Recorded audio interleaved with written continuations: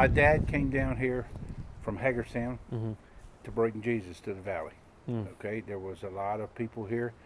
There were mountain people, and so as a boy in the mid-'60s, that's when we moved down here. So I was 5 years old. So this is pretty much what I know growing up.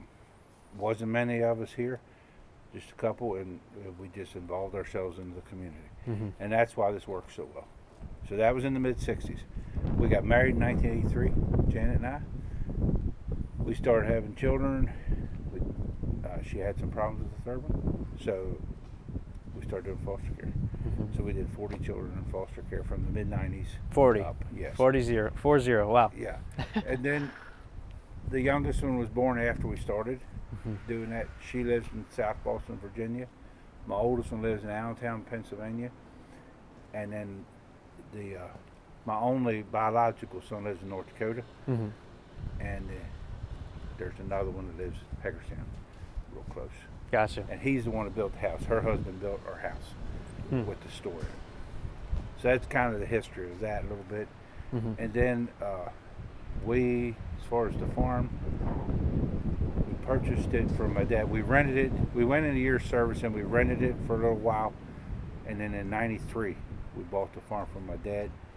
And then he died in '07. And we paid it off 15 years. Wow. And backing up, '04, we heard about organic. We was already grazing. We started grazing in '96. And we built the barn in '96, started grazing the same year. Then, let's see, we started buying the farm in '93, finished up in '07, and we were certified organic. It took 3 years to get certified organic. So '07 we were certified organic. '09 we stopped feeding grain. And then we've been all grass since '09. Was it hard to get the certification? It wasn't hard. It was more of a mindset and a mind change. It was, in the mid-'90s, I heard some teaching on giving everything you got to God. He created it. And so I gave my farm to God, and he's the boss, and that's why it's so fun. Because he created it, he's my boss, and it's just fun because I come out here and I talk to God. And I'm like, God, what do I do with this situation? He'll bring somebody or some thought, and he's always ready for the next step. It's the funnest life I've ever had. And yeah. Wow, that's amazing. So that's what pumps me every day. It's like I come out here, I get to do what I love to do, talk to God about it. I quit listening to the world tell me how to farm, and I started listening to God tell me how to farm. And that's how we ended up where we are. And I'm hard-headed, so it's like, it took a while sometimes. You had to beat it in there, Yeah. But, yeah. Wow. So some people say I don't listen to anybody, and it's like I do. I do listen to people. But there's a spirit within me that connects with God's spirit, and sometimes people, what they say makes sense. Sometimes it doesn't make sense. Yeah. So that's how I got to where I am. Right message, wrong time, or any number of things. Wow. So your main thing is cattle. That's correct. Grass. Grass. I use cattle to manage the grass. Yeah. So the main thing is grass. And so what we found is over the years, grass alone isn't what we're looking for. We're looking for diversity. So we like to have different species of grasses. We like to have different species of weeds that they eat, edible weeds. We call them herbs. And then clover, legumes of some type. Clover is a big one here. Clover will pull nitrogen out of the air and feed the grass. So the way clover works, it's got nodules on the roots. That nodules hold nitrogen, and the roots of the grass come over. It's a match made in heaven, because if you got grass alone or clover alone, it's not the same as together. And I really feel like the whole fungi and biological that's going on under the ground needs everything. The only thing I got on my farm that's a weed is what the cows don't eat, and that's usually a thistle or something like that. And even those they eat at vegetative times. I've seen them eat the flower right out the top of the thistle, which is a good thing, because it doesn't go to seed and make more thistles. Rose bushes, anything with stickery that they don't like to eat, that's the only weed we have. And so when things go to seed, I don't like the weeds to become mature. So when weeds start to go to seed, I'll clip. Okay. Basically to keep the weeds from spreading. That's the way we do it organically. And so other than so you rotationally graze them? Yes. And yeah. how often do you do that on these pastures? So they were here about 30 days ago. Okay. Yeah. And it depends on the weather and the time of the year. Sometimes it goes 60 days. Sometimes it's 24 days. Okay. A lot of it has to do with the growth, the rain, the drought. Last year we had a drought, terrible drought. We haven't had a drought like that since I started. And so we bought a lot of hay, and I never bought hay before. I'd always buy and sell cows to match my land base. I had more acres last year, and I bought more hay than ever. So it was just a weird year. But I'm looking forward to this one. There's always next year. Yeah. So it's not like you're going to pump water into the field. You're just going to buy hay. Nope, going to buy Gotcha. hay. There's places that had rain close enough to me. Romney, West Virginia. It was about 80 miles, and they trucked it here, and I wrapped it.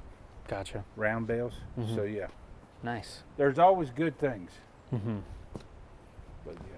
So what else? What other than rotationally grazing these cows do you do for maintaining the or maintaining the soil at least? I heard you the weeds. You pull some of the weeds out. We don't and then pull them out. We clip them. Oh, clip them. Okay. Yep.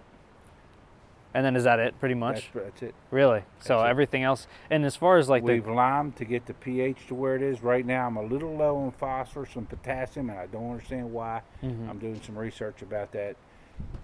I might have to buy a little bit of chicken manure, but usually we had that. There's a pit underneath the floor here, and that's liquid manure from the cows all winter. Yeah. That's what I haul in the hay fields. Okay. What the cows rotate, you see the dark green, that's where they pooped and peed. Okay.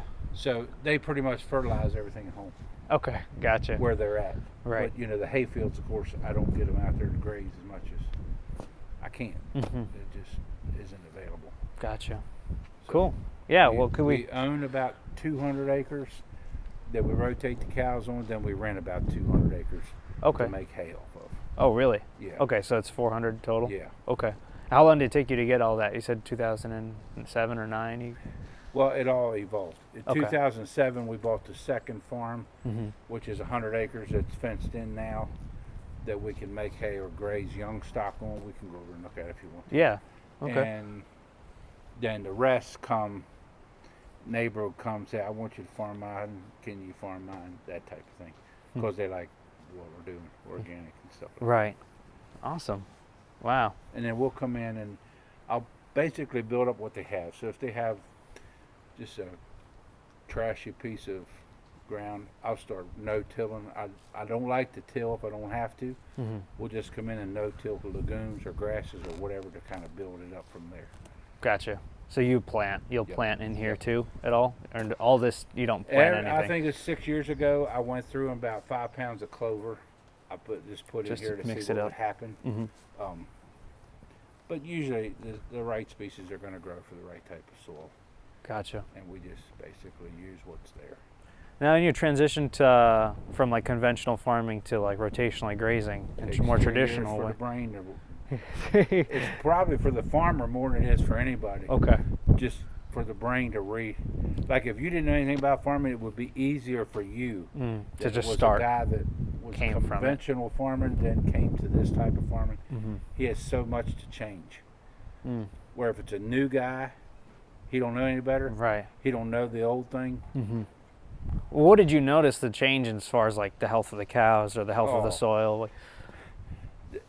Okay, so anything can go wrong, right? It's nature. But we've had 16 cows come fresh this spring. Really? I never helped them. Nothing happened. I had one cow that had milk fever, which she was an older cow. Jerseys tend to get milk fever. It's basically a depletion of calcium. All you got to do is stick them in the neck, intravenous, and I can do it. Intravenous, 2 bottles of calcium, and she just got right up, and that was it. Wow. I mean, it's the easiest thing to treat. But no, the cow's health is great. Oh, wow. Yeah, they're relaxed. Yeah, they seem like they're relaxed. And so this barn, we built it just as we started grazing in '96. So if you see that curtain curtain goes down. And I tell people on tours, when you're on a picnic and you're in the heat, you're looking for a shade tree or a pavilion. This is our pavilion. When they don't have shade trees, right, we don't force them to stay out in the heat because they just bunch together, stump hole. They're not eating anyway, so we bring them in and just feed them some dry hay, and they relax in the cool shade of the barn. Yeah. Because that in the winter that goes up, it's a windbreak. In the summer it goes down, and it's a pavilion. Nice. And the open front always, in the wintertime the sun is down here, it shines to the back of the barn. As the summer goes, the sun goes up, and it shades actually over where they're eating. Perfect. So it's a shade in this, and then in the winter we get sunshine even if they are in the barn. And that's a big deal. Sunshine brings a lot of health to the cow if she can stay in the sunshine. Wow. So do you think when you're going down the road and you see these barns that are all closed up and they're in there, it's bad.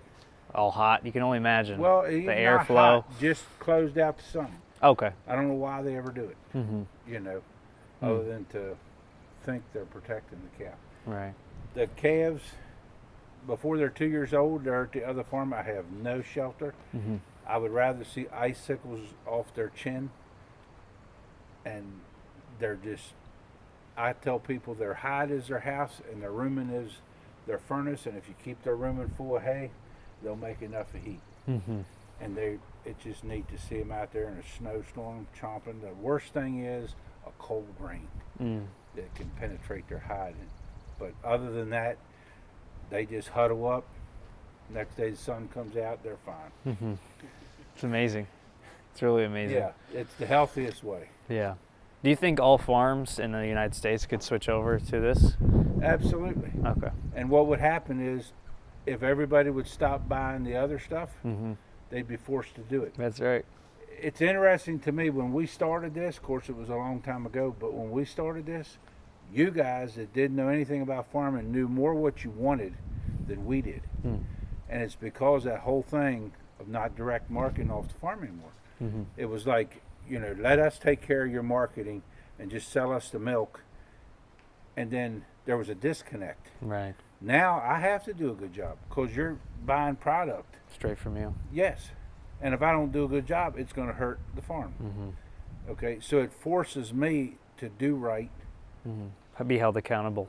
And be held accountable by the customer instead of the government. Yeah. Have you ever seen, I don't want to talk bad about the government. We all need government. That's right. But, you know, in the end, a government can't do what it's intended to do. It just can't. There's no way. We need personal accountability, just like I mentioned. And that's one thing that drove me to direct market the product. I knew I had a good product, and I trusted other people to do it, and it was fine. But then all of a sudden I said, man, the middleman is messing this up.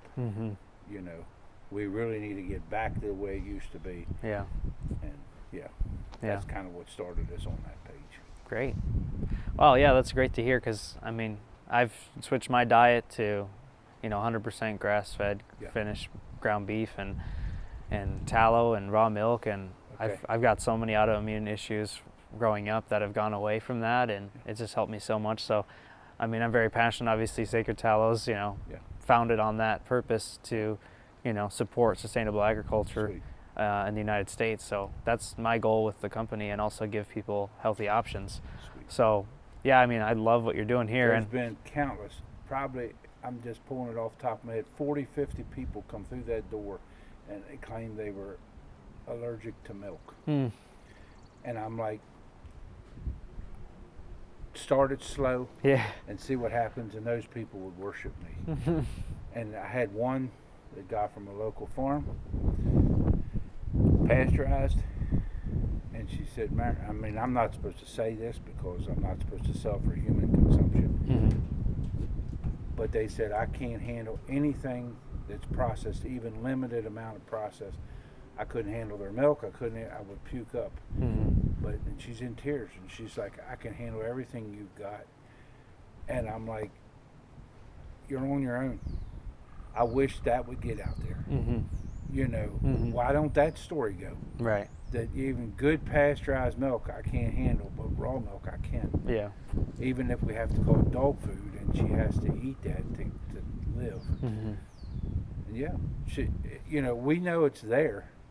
It's just, you know, it takes time for a culture to change what it messed up. It takes time. Yeah. It takes time, and you know, we need to be patient because it's coming. Yeah, and we need people that are willing to speak And up. so when I mentioned about conventional farming, if people would stop buying that and all buy regenerative or that type of farm, it would change. Right. It would change. I mean, it's already changed a lot, and it's through customers' demand. You know, when it comes down to it, the customer has to be happy. Yeah. And there's something going on. Well, it definitely starts with you. You know, changing your farm. It starts with Yeah. you know, people that are willing to speak up But it and has share. to be. What I found, there's a whole lot of resistance. A lot of resistance. Yeah. And so it has to be somebody that's willing just to stand. You know, they can't be, you know, just say, I know I'm doing the right thing, and just keep doing the right thing even though people don't understand. Yeah. It has to be that type of person. I can resonate with Trump a lot. Just simply because, You got to put your foot down. yep, you gotta be willing to take the crap that comes with it. Because there's a lot of pressure. Yeah. There was more pressure than there is now. I was just gonna now say. There's a lot of positive pressure. But when we started, there was a lot of pressure the other way. And, you know, laughing and making fun of you. Yeah. That type of thing. Man. But when you know, when your heart knows it's on the right path, Doesn't matter. bother me anymore. Doesn't bother me anymore. It's amazing. So that's where that. Gotcha. Well, What so other questions you have? I talk too much. you know, you're good. I want to know what you've learned from all this farming. I mean, you have farming experience that, you know, you have so much knowledge and wisdom from farming for so many years. What's some advice that you could give, or some piece of wisdom that you could give to, you know, the average person that, you know what I mean? What I see happening with farming, agriculture in general, and along with organic, if people learn to, it's like any other business, you have to live within your means. You can't just go out and want to have a fancy thing and just, you don't have to have the very best. This is the simplest way to farm ever. And I've done it both. It's simple. It's so simple. The man that came to help me, he was organic, but he fed grain. And he's like, I can't believe how simple this is. It's just simple. You feed them hay, and you're not pressured on, I want to make my cows milk all they'll milk. That's not the point. We do the best we can with what we have and accept it. Accept it as a gift. We don't deserve anything. Yeah. We accept it as a gift. And as you do it, it just kind of, I mean, I almost forget What it was like. You know, and it just revolutionizes maybe, you know, to what we have. So my advice to young people is, you still have to run it like a business. It still has to make sense. You can't just say, well, this is a good idea and go after it. I would say get with God, learn how to relate to God, and start asking Him, what do you want me to do? Because there's a lot of things to do. What do you want me to do with my life to help society? That's really where it comes down to. So my advice is learn to talk to God, whatever that. Yeah. We're all sinners. Right. We all need a Savior. And He took care of that problem. And then He just says, I want to be your father. I just want a son. Just follow me. And it's kind of the funnest journey I've ever been on. That would be my advice to young people. That's awesome. Get your relationship back with God. We're all born sinners. We're all born away from God. But when we can get back to God and start listening to His voice, it means a lot. That's my advice. What great advice And you got. there's a lot of advice I could give on grazing. Yeah. But in reality, if you get that down, clover, grasses, realize that there's a lot of stuff there already.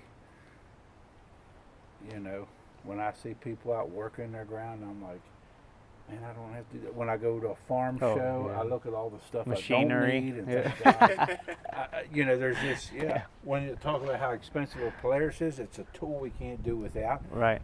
But at the same time, there's people buying tractors that are way more expensive than a Polaris to do their work. I'm a guy that if there's a tool out there to make it work, use it. Right. You know. and use it to the best you can. Mm-hmm. But yeah, you can walk. You don't have to have that thing. I Right. wouldn't be as fat if I was walking. But It just does take you longer to walk around this whole place. I just tell people it's all good fat and most of it's muscle. But anyway, yeah. Yeah. Well, that was pretty much all the questions I have. Okay. Maybe we could walk around a bit, or you Absolutely. could show us We a little can ride tour. around. Yeah. I'll take you on a tour. All right. One last thing. Okay, so this is Peace Hollow Farm. Yep. This is Myron, the farmer. He does raw milk, raw kefir, 100% grass-fed beef, lots of other stuff. Yeah, check him out. Thank you. That's it. Yeah. Thank you.